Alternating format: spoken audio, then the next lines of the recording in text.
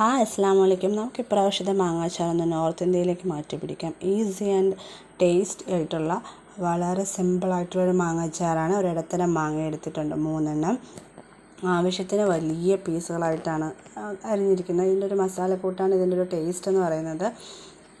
ഇപ്പോൾ ഞാൻ കാശ്മീരി ചില്ലി അതുപോലെ തന്നെ നോർമൽ മുളക് പൊടി ഇത്രയാണ് 2 സ്പൂൺ വീതം എടുത്തിരിക്കുന്നത്. പിന്നെ അത്യാവശ്യം ഇച്ചിരി ഉപ്പ് മുന്നിട്ട് നിൽക്കണം. അതിനുവേണ്ടി നമ്മൾ എടുക്കുന്ന മാങ്ങയ്ക്കനുസരിച്ചുള്ള ഉപ്പും പിന്നെ കടുക് പൊടിച്ചതും പിന്നെ ഒരുപാട് കടുകായപ്പോൾ കയ്പിൻ്റെ ആ ഒരു കശർപ്പ് വരും.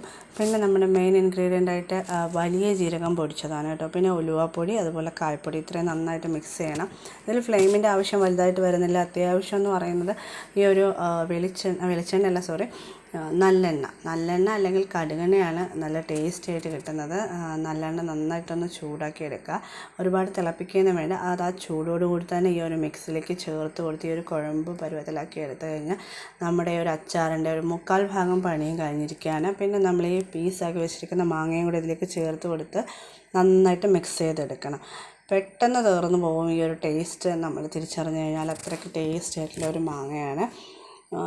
ചിലർക്ക് ആ ഒരു വലിയ ജീരകത്തിൻ്റെ ആ ഒരു ചുവ മുന്നിട്ട് നിൽക്കുന്നതുകൊണ്ട് ചിലർക്ക് ഇഷ്ടപ്പെടത്തില്ല.